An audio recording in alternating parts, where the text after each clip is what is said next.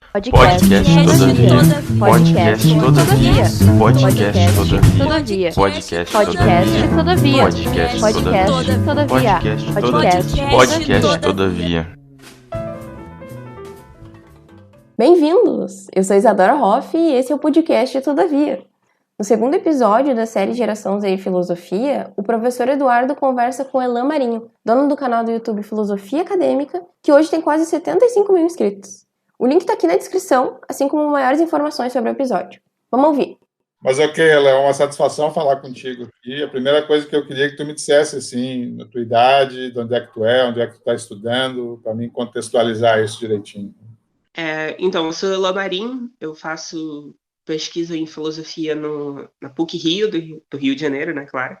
Eu estou no mestrado, né, mas eu comecei a fazer vídeos para o YouTube, eu estava ainda na graduação. Eu comecei, curiosamente, ali no início da pandemia, né, e de alguma forma eu acho que isso me ajudou, assim, porque, por exemplo, eu não podia mais me encontrar com as pessoas, né, para discutir sobre os assuntos, para fazer esse tipo de coisa, então acabou que as coisas acabaram migrando para meu canal no YouTube. Então, vários amigos que eu costumava debater ali no campus da PUC, eu chamava para o meu canal para a gente debater sobre os assuntos, e aí tem uma plateia ali. Então, Você acabou usando o YouTube como um substituto do campus, vamos dizer assim?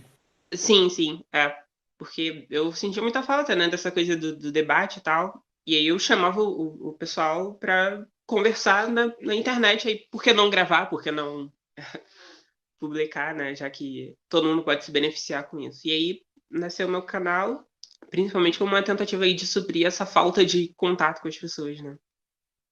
Olha, eu queria te parabenizar, Elan, porque o teu canal tem uma dinâmica interessante, que é o seguinte, ele vai desde jovens pesquisadores, como tu, tipo assim, a Glaupe, que é aqui de Santa Maria, que tu convidou, né, que ela está no doutorado, a Aline Costa, que defendeu o doutorado dela há pouco, a Luana, né, que eu acho que defendeu o mestrado dela há pouco, o André Neiva, que defendeu o doutorado dele há pouquinho, a Diana Tasqueto, né, que é aqui do Rio Grande do Sul também, que está fazendo doutorado, o Kellyan, né, que terminou, acho que o doutorado recentemente também, a Nara Figueiredo, que é uma pesquisadora de pós-doc, e a Yasmin, né, só para nomear alguns, tem vários outros, né, e eu acho que ela está fazendo doutorado, não tenho certeza. Então, tu mescla isso, essa novíssima geração de pesquisadores, vamos dizer assim, com pesquisadores no topo da carreira, que nem o Otávio Bueno, Chateaubriand, o Danilo, o Desidério, e no meio você tem professores aí, né, em diferentes estágios, né, da sua experiência profissional. Então, isso dá para o teu canal uma dinâmica, vamos dizer assim, muito interessante, porque você acaba vendo diferentes gerações, vamos dizer assim, da filosofia nacional falando. Isso faz parte do teu projeto no canal ou é um acidente? Faz parte. Aliás, eu tenho 2 projetos, né, tem um das entrevistas, que são ao vivo, né, são em live, e tem 2 debates, né. Nos debates eu costumo chamar, o pessoal vai no máximo de mestrado, por aí. Nas entrevistas eu costumo chamar o pessoal de doutorado, mas aí são vários níveis, né. Desde o pessoal que está aí há muito tempo, né, já com seus 70 anos, até o pessoal que começou agora. Então, isso é complicado muitas das vezes, porque é curioso, porque as pessoas elas estão muito acostumadas, né, com uma dinâmica de tipo, elas vão para palestras, né, nas palestras elas estão preparadas para falar, e aí elas estão preparadas para as perguntas, né, elas meio sabem o que vão acontecer, elas têm uma expectativa básica ali e elas conseguem lidar muito bem com aquele momento da palestra.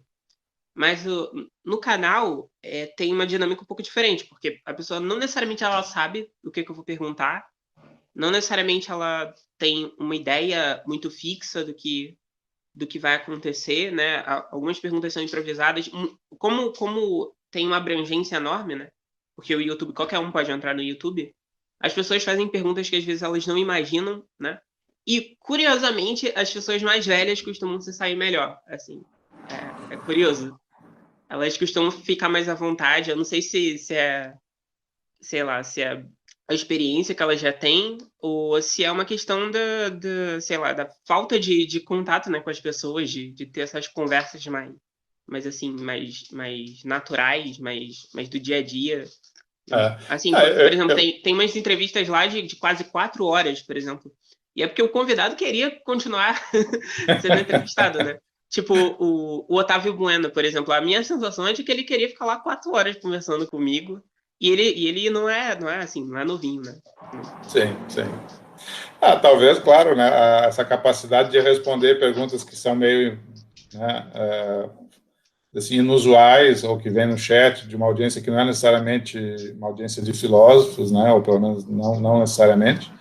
A capacidade de responder talvez venha da experiência docente, né? O cara já está acostumado com o ambiente de sala de aula, já se sente confortável em ter que responder perguntas, etc. E eu percebo, assim, às vezes, nesse pessoal, né, na faixa aí dos 60, 70, eles estão conversando contigo, de fato, bem mais suave, né? Bem mais sossegados do que, eventualmente, um jovem pesquisador de mestrado ou doutorado, que parece que está mais tenso, né? Mais pensando o que vai dizer, etc. A gente nota isso um pouco.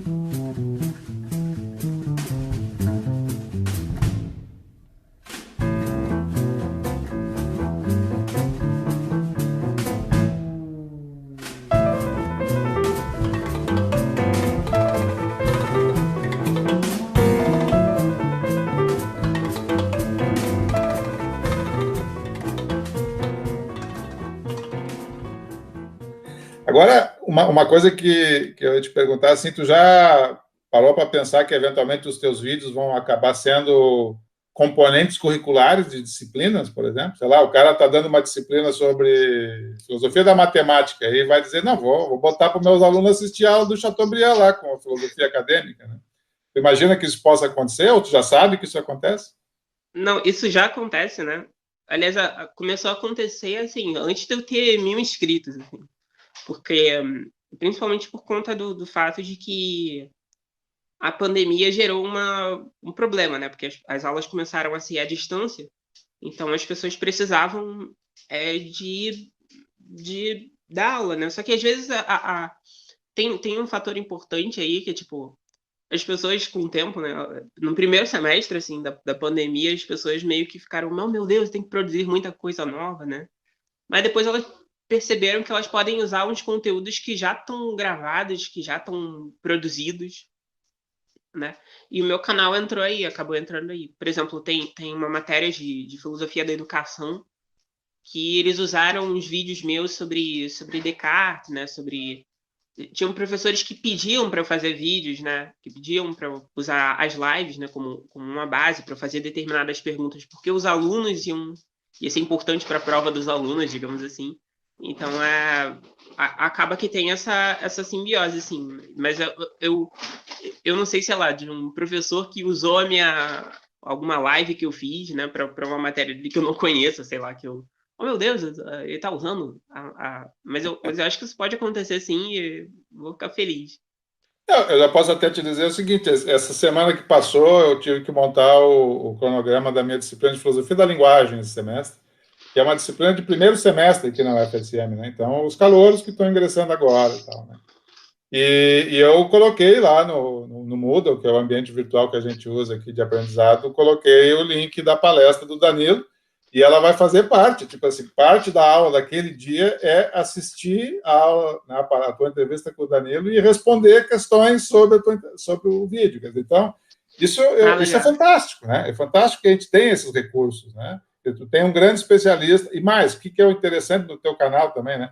Tu coloca o roteiro, vamos dizer assim, né? Então, se eu quero ver sobre um assunto específico, eu vou lá na descrição do vídeo, clico lá naquele minuto onde aquilo está sendo falado. Isso deve te dar um trabalho gigantesco fazer isso, eu imagino, deve ser um porre fazer isso, mas isso para quem está usando o teu material é fundamental, porque, de repente, eu não preciso assistir um vídeo de 3 horas, eu vou lá e assisto só os 10 minutos sobre o assunto que me interessa, né? Então, isso é uma outra vantagem do teu canal, quer dizer, nem todos têm esse cuidado, essa preocupação. Tem, que bom, né? Uma outra coisa que eu te perguntar... Mas fico feliz se você usa o vídeo do Danilo. Então, estamos usando o Danilo e possivelmente vou usar de outros aí, né, ao longo do próximo semestre.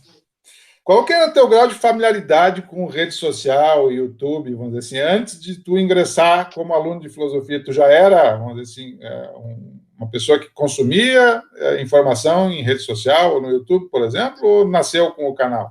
Não, já era, eu sempre fui. Eu trabalhava num projeto de divulgação científica no universo racionalista, né?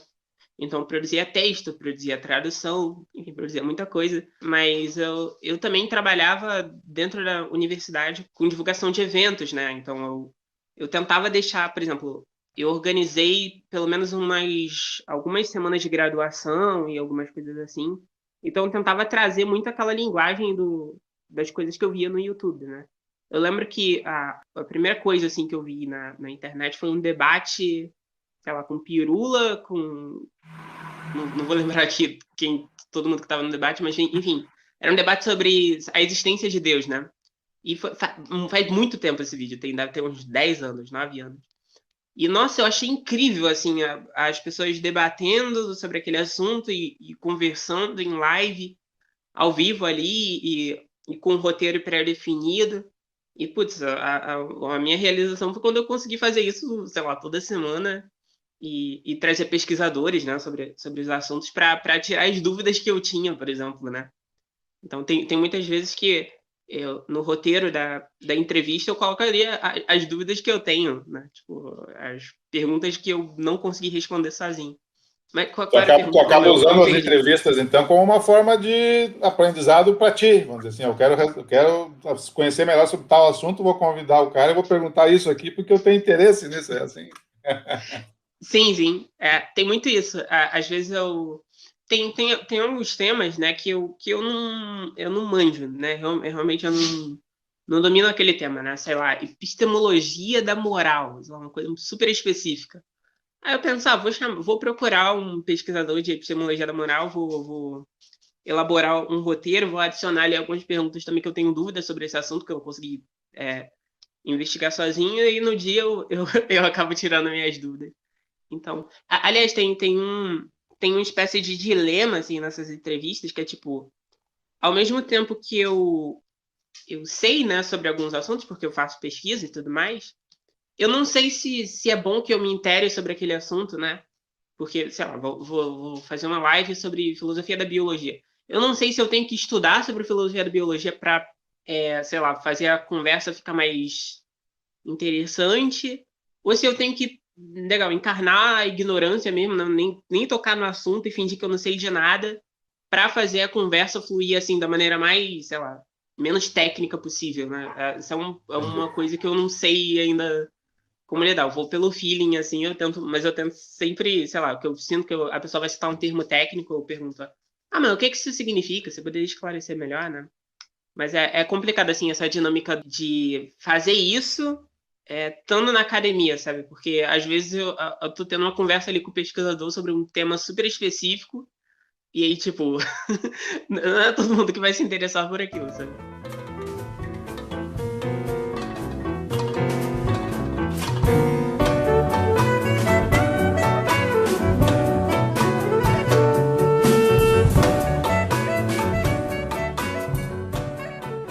Bom, tu já tá, ela é com, deixa eu ver aqui, 4.000 inscritos, né?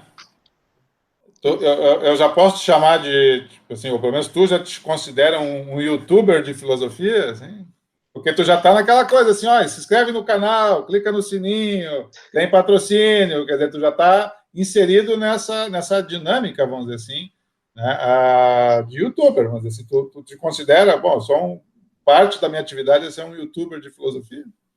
Então, esse rótulo na YouTube, ele tem dois problemas com ele. Primeiro que ele é muito limitador, né? Porque resume o meu trabalho ao YouTube. E o segundo é que tem uma carga meio pejorativa mesmo, né? Ninguém quer ser youtuber, digamos assim. Mas, Ninguém, não sei, eu tenho um filho aqui que tá nos ouvindo, que está deitado atrás aqui, que ele tem 8 anos, e o negócio dele é querer ser youtuber agora. Não, sim, vai ver, ele tem ótimas referências, né, de YouTube, mas assim, a nível acadêmico, não sei se a pessoa que tá lá na biografia dela foi um grande filósofo e youtuber. Não sei se... Olha, dando uma olhada como é que a geração de vocês está inserida nesse universo, eu acho que faz... aliás, tu pode colocar no Lattes, inclusive, né? Tem um Ah, campo sim, do sim. Lattes lá que é de divulgação, etc. Tu tem um canal, faz parte do Lattes, eu acho.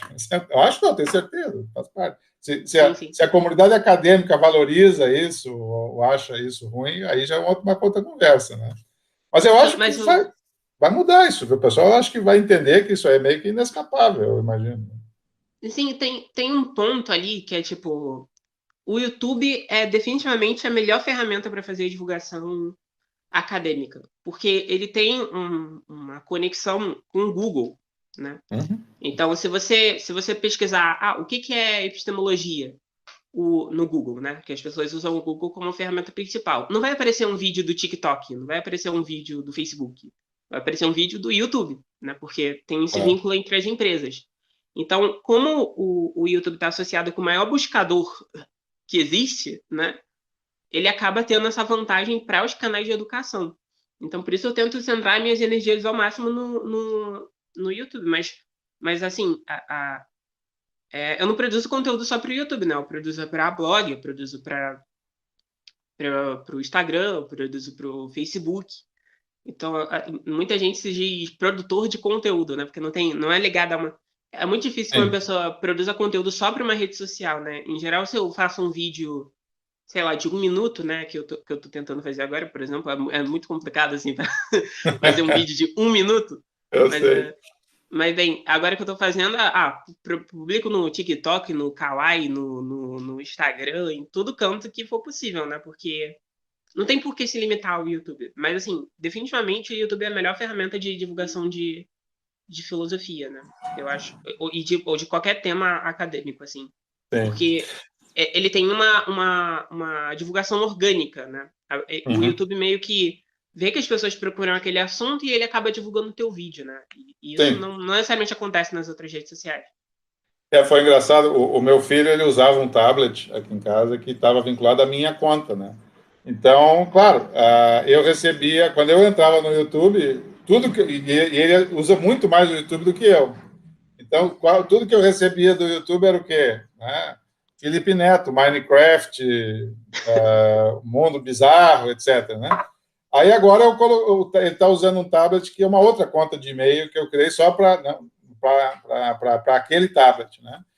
E aí agora o meu YouTube voltou a ser me recomendar as coisas. Então, só recomenda o que me interessa, de fato, assim, é impressionante, né? O algoritmo do YouTube hoje. Porque, claro, eu fui treinando esse algoritmo também, dizendo, não me mostra isso, não me mostra isso, não me mostra isso. Eu fiquei uma semana dizendo, isso aqui não é relevante para mim. Agora tipo assim, tá afiadíssimo, né?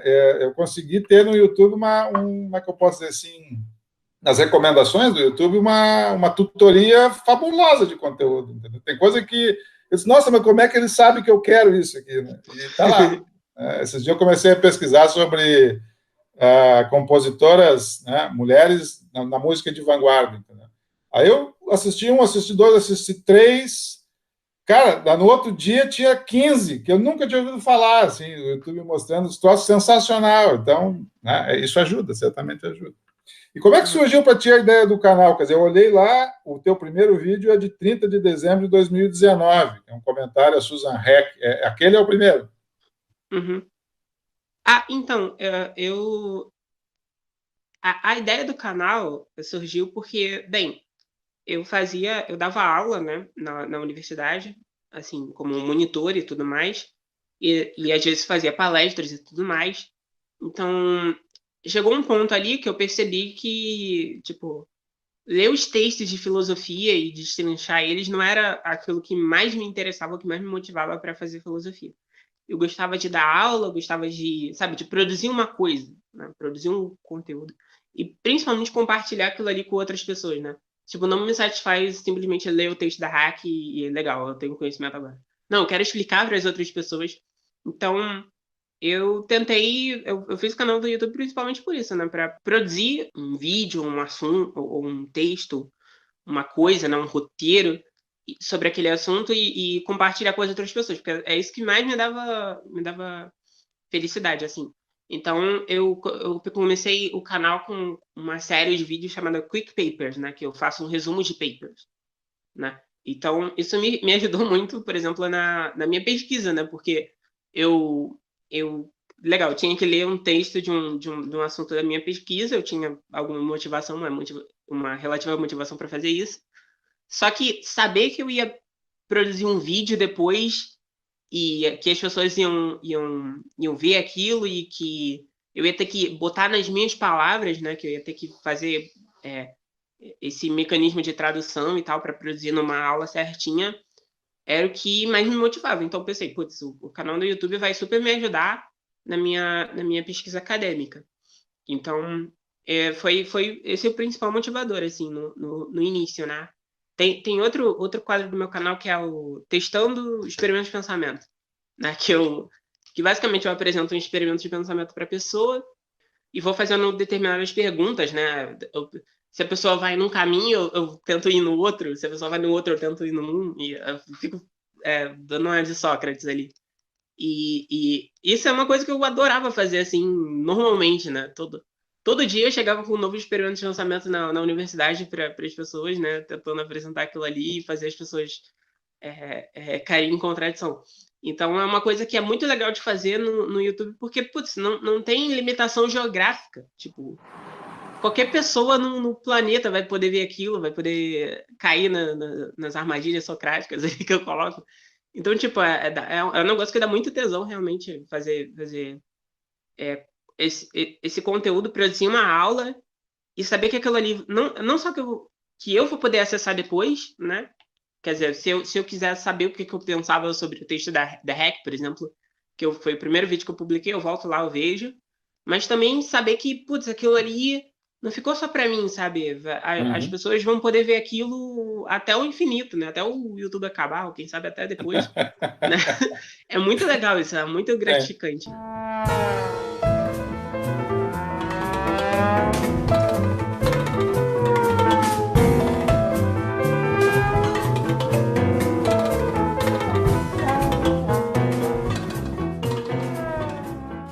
E falando um pouco, pegando esse gancho, assim, quer dizer, obviamente que tu fala que a tua motivação principal é, né, compartilhar uma determinada coisa que é um interesse teu, etc. Por exemplo, nessa experiência que tu tem do Quick Papers, não, eu tenho que ler esse artigo aqui, eu quero ler esse artigo, e eu fico mais motivado a fazer isso ao saber que eu vou ter que colocar isso, ou vou, né, colocar isso para outras pessoas depois no YouTube. Existe também algum interesse financeiro, vamos dizer assim, na produção do conteúdo? Tu enxerga isso como uma espécie de coisa que possa eventualmente ser uma fonte de renda estável? Ou é simplesmente amor desinteressado pela filosofia? Se é que existe amor desinteressado, né? Então, assim, muita gente se desmotiva quando entra pro YouTube, porque, bem, a gente, em geral, no YouTube, quando a gente entra lá, né, sem treinar o algoritmo, a gente tem acesso a canais com milhões de seguidores, né? Parece que a coisa mais comum do mundo é você ter milhões de seguidores, você ter 1 milhão de views por vídeo. Então, para muita gente é desmotivador. Você chega lá, você publica um primeiro vídeo e tem 30 views, né? Tipo, tem 2 likes, né? Aí você, putz, como assim? Não é só publicar que vem tudo? Então, aí para não ter esse fator da desmotivação, né, dessa desmotivação primeira, eu tentei traçar alguns objetivos do canal. Então, por exemplo, não importa muito para mim os milhões de seguidores ou esse tipo de coisa. O importante é estar dentro daqueles objetivos iniciais que eu tracei. Então, por exemplo, um dos objetivos é vender cursos online, por exemplo, né? Que é uma coisa que eu pretendo fazer um pouquinho mais para frente. Eu estou me enrolando muito para fazer isso, já tinha que ter começado. Mas, bem, não faz muita diferença para mim ter 1 milhão de seguidores. Se eu tenho 30 pessoas que estão me acompanhando ali, 15 comprarem o curso, já fez uma diferença enorme para mim, né? Uhum. Então, ter os teus objetivos em mente, né? E é muito importante aí. Mas, assim, o fator financeiro não é o que me motiva mais. Assim, o que me motiva mais para fazer o canal é o fator network, né? Porque, putz, toda semana eu converso com um pesquisador lá da Casa do Chapéu, né? E eu nunca conseguiria conversar com esses pesquisadores se eu ficasse fazendo a minha pesquisa ali só no Rio de Janeiro, por exemplo, né? Então, é muito legal conhecer essas pessoas, né? E é uma coisa que acaba me ajudando do ponto de vista acadêmico, né? Porque, no fim das contas, as pessoas lembram de mim para Claro. para me chamar para congresso, para me chamar para palestra, e em algum momento isso vai reverter financeiramente, eu espero, né? Então, é um motivador, mas não é o maior, né? Se eu me motivasse por dinheiro, eu não fazia filosofia. Não, isso certamente, todos nós, né? Mas eu não vejo nenhum problema no fato de você usar a tua expertise e o interesse por filosofia para você ter, né, um ganho financeiro. E também tem um outro aspecto que é o seguinte, quer dizer, as posições docentes hoje nas universidades no Brasil e no mundo, né, em filosofia estão cada vez menores. Então, tu vai para um concurso numa federal, por exemplo, tem 200 pessoas para uma vaga, entendeu? Então, o que os outros 199 vão fazer, né? Hoje tu vê essa invasão de pós-docs estrangeiros no Brasil, por exemplo, concorrendo a vagas para ganhar R$4.000 por mês.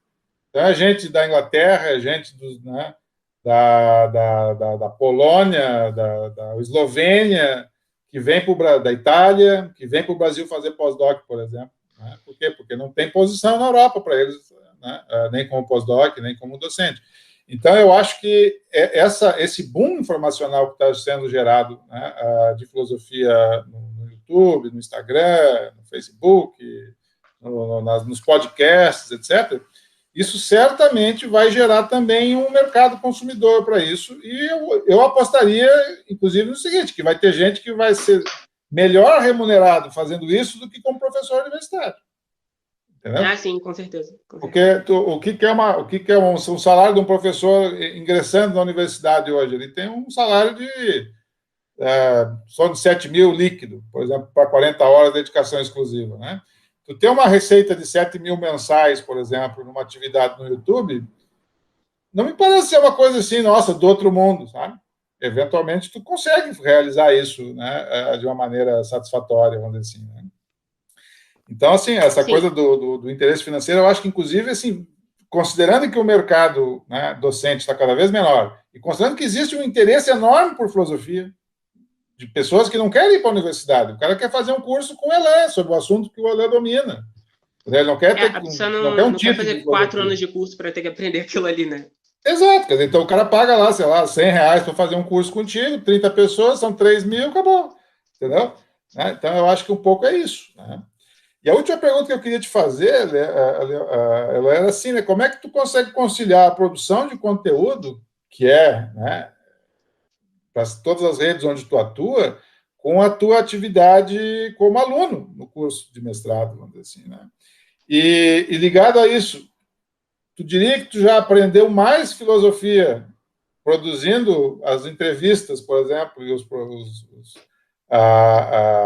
conteúdos que tu produz no YouTube ou na tua graduação inteira? Tu tem graduação em filosofia, imagino? Sim, sim. Como é que se tu comparar assim, o que tu obteve de conhecimento filosófico na tua graduação com a tua atividade como produção de conteúdo? Em que escala que está uma em relação à outra? Assim?